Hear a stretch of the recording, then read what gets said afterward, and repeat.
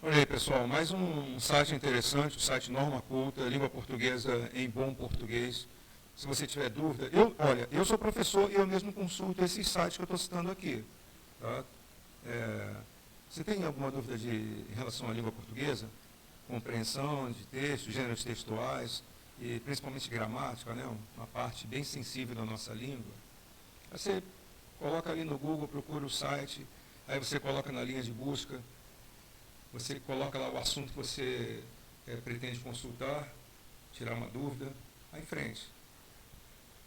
Então, nesse período de isolamento social, principalmente, né, nós temos essa possibilidade de fazer umas pesquisas assim e vocês conquistarem aquilo que a gente chama assim, autonomia de estudo.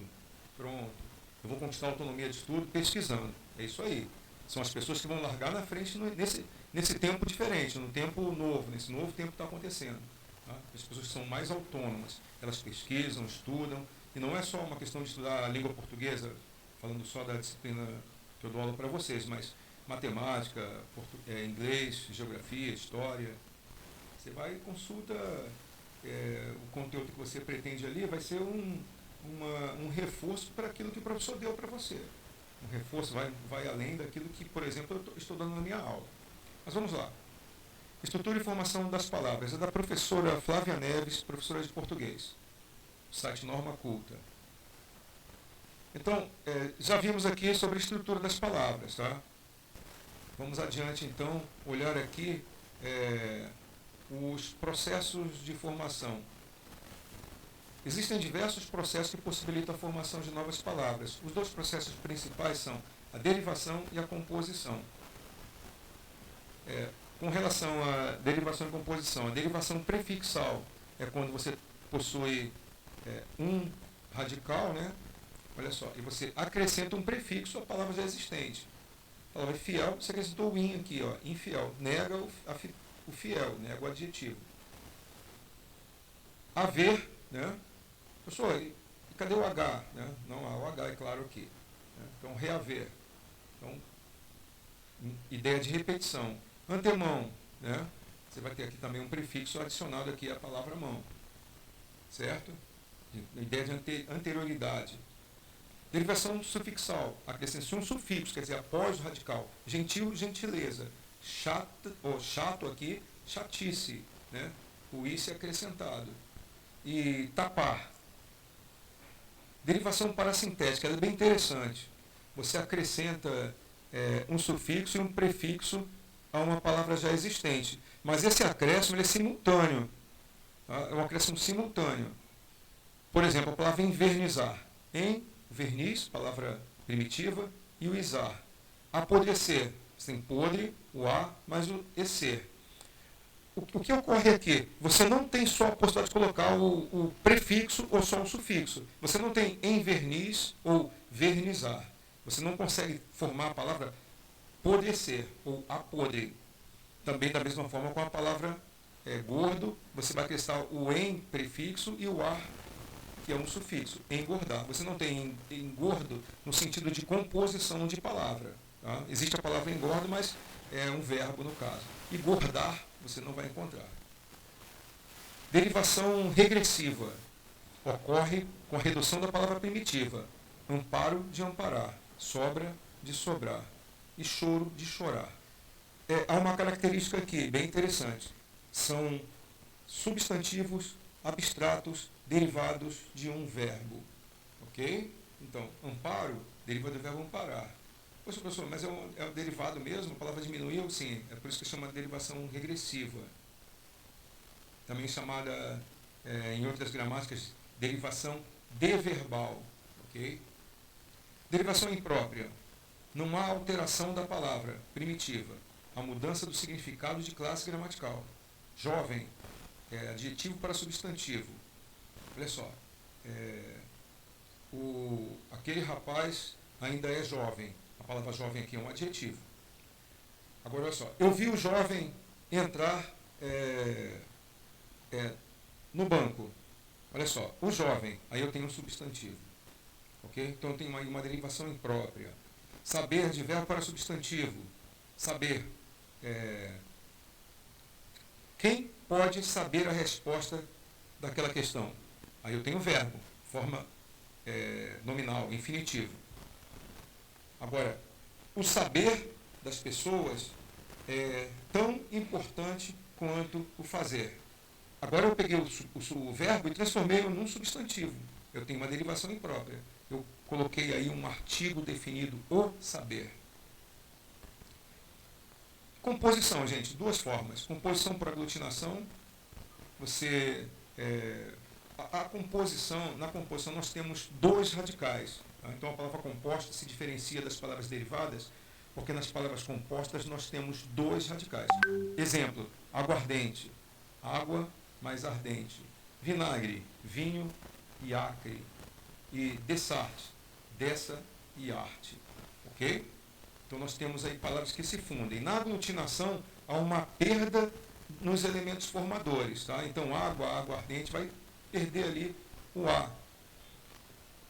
Em vinagre nós vamos perder uma parte da palavra, né? A mesma coisa com dessarte. Ok? Há uma circunstância também interessante na gramática que estabelece que quando você compõe por aglutinação, as palavras compostas por aglutinação, os elementos formadores perderam a sua essência. Vou dar um exemplo rápido. Aguardente não é uma água que arde. Tá? Então pronto, é isso. Então, quando você tem a composição por aglutinação, os elementos formadores perderam a sua característica original, a sua característica primitiva. Então, um aguardente não é água.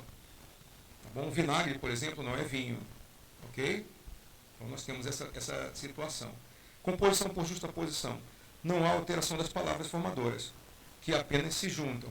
Beija-flor, segunda-feira, paraquedas. Nos elementos formadores aqui, eles mantêm integralmente aquilo que foi usado na composição. Beija-flor é uma ave que beija flor, um verbo, mas o substantivo. Okay? Outro processo de formação de palavras, além da derivação e da composição, existem outros processos secundários. Abreviação, vídeo, de videocassete, por exemplo, de videogame. Videogame não, né? Aí você usa o game, né? Mas a pessoa pode falar vídeo de videocassete, é um objeto antigo, né? Vocês com certeza não devem ter visto, ou poucos devem ter visto esse objeto, né? Que era usado para reprodução de vídeos. Reduplicação, zoom zoom, ok? Combinação, showmício, que é de show mais comício, ok? Corre muito em política, né? Intensificação, né? Então você tem culpabilizar, de culpar. Intensificou aqui o verbo, né? Hibridismo, monóculo. Aí você tem dois radicais de origens diferentes. O grego, no caso, mono, né? Que significa um, e do latim óculos. Ok? Então usou radicais de idiomas diferentes. Aí nesse caso temos o hibridismo. Poderia ser chamado também de composição nesses processos, tá?